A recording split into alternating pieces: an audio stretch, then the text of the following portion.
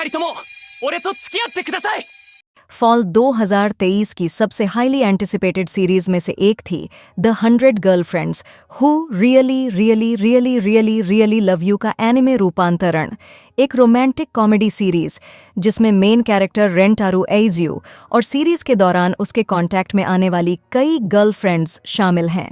बाइब्री animation studios द्वारा produced the 100 girlfriends निश्चित रूप से इस सीजन में आने वाले सबसे मज़ेदार एनिमे में से एक होगा, जिसमें हंसी मजाक भर भर के है, साथ ही ढेर सारी प्यारी लड़कियां और रोमांटिक मोमेंट्स है। यहाँ बताया गया है कि एनिमे फैंस इस शानदार लव कॉमेडी से क्या उम्मीद कर सकते हैं। रेंटारू एइज़ू एक ऐसा आदमी है जो प्यार के लिए जीता है। दुर्भाग्य से ये सक्सेस में तब्दील नहीं होता है क्योंकि उसे हर लड़की ने रिजेक्ट कर दिया है। जहां उसके कन्फेशंस को पूरे 100 बार रिजेक्ट किया गया है। हाई स्कूल की पढ़ाई शुरू होने वाली है। रेंटारू एक टेम्पल में प्रार्थना करता है कि उसे वहां एक गर्लफ्रेंड मिल जाए। जब वह प्रार्थना कर रहा होता है तो अचानक गॉड ऑफ लव सामने आते हैं और उसे बताते हैं कि रेंटारू को अब तक गर्लफ्रेंड नहीं मिल पाने का कारण एक क्लेरिकल एरर है। हालांकि हर इंसान को अपने पूरे लाइफ टाइम में केवल एक ही सोलमेट मिलना चाहिए, लेकिन रेंटारू को 100 सोलमेट्स दिए गए थे।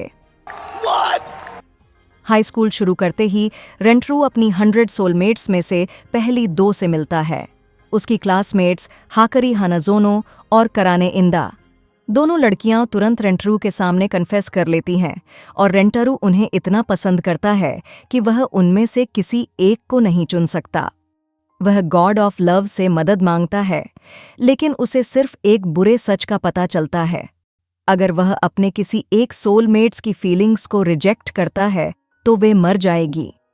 वह अपने किसी भी सोलमेट को ऐसी किस्मत नहीं देना चाहता, इसलिए वह हाकरी और कराने से एक ही समय पर डेट करने के लिए कहता है और अपने बाकी 100 सोलमेट्स के लिए भी ऐसा ही करने का प्लान बनाता है। इस सीरीज के प्लॉट में जो बात सबसे ज्यादा लोगों को सबसे ज्यादा पसंद आई वह इसकी ह्यूमर से भरी दुनिया है।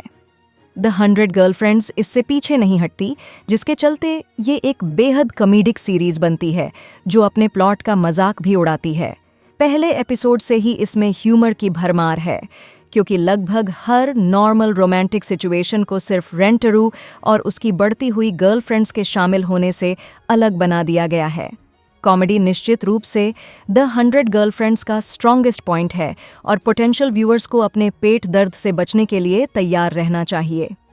इस सीरीज में रोमांस की तलाश करने वाले एनिमे फैंस इस बात से परेशान हो सकते हैं कि यह सीरीज वास्तव में कितनी कॉमेडी फोकस्ड है। हालांकि पूरी सीरीज में रोमांस के मोमेंट्स जरूर हैं। इसका प्लॉट काफ़ी मज़ेदार है। रेंटारू और उसकी कई गर्लफ्रेंड्स के बीच सच्चा प्यार है। हालांकि इसकी ये वॉल्यूम इसे कुछ जगहों पर अजीब बना सकती है, लेकिन जो लोग रोमांस के ज़्यादा कुछ हार्ट वार्मिंग एस्पेक्ट्स की तलाश कर रहे हैं उन्हें यहाँ यह सब मिल जाएगा। 100 गर्लफ्रेंड्स कोई ओवर ड्रामेटिक या ओवर स्टेटमेंट जैसा नहीं है।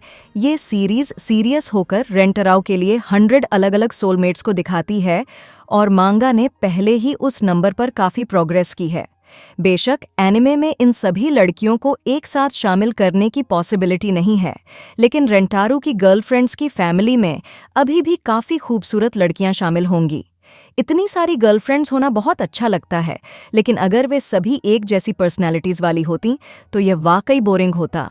शुक्र है 100 गर्लफ्रेंड्स ने रेंटारू की हर सोलमेट्स को पूरी तरह से अलग और यूनिक पर्सनैलिटी देने के साथ साथ एक वाइब्रेंट कैरेक्टर डिज़ाइन भी दिया है जो उन्हें बाकी सभी से अलग बनाता है। एग्जाम्पल के लिए हकारी हानाज़ोनो एक अमीर परिवार से आती है और उसे परवर्टेड फैंटेसीज का शौक है।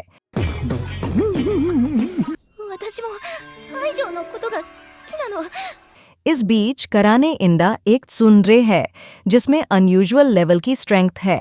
बेशक हर लड़की में कुछ ऐसे पहलू होते हैं जो उसे दूसरों से अलग करते हैं, लेकिन उन सभी में एक बात कॉमन है, रेंटारू एइज़ू से प्यार होना, जो अपने पास मौजूद हर चीज़ से उनके अफेक्शंस को पूरा करने की पूरी कोशिश करता है।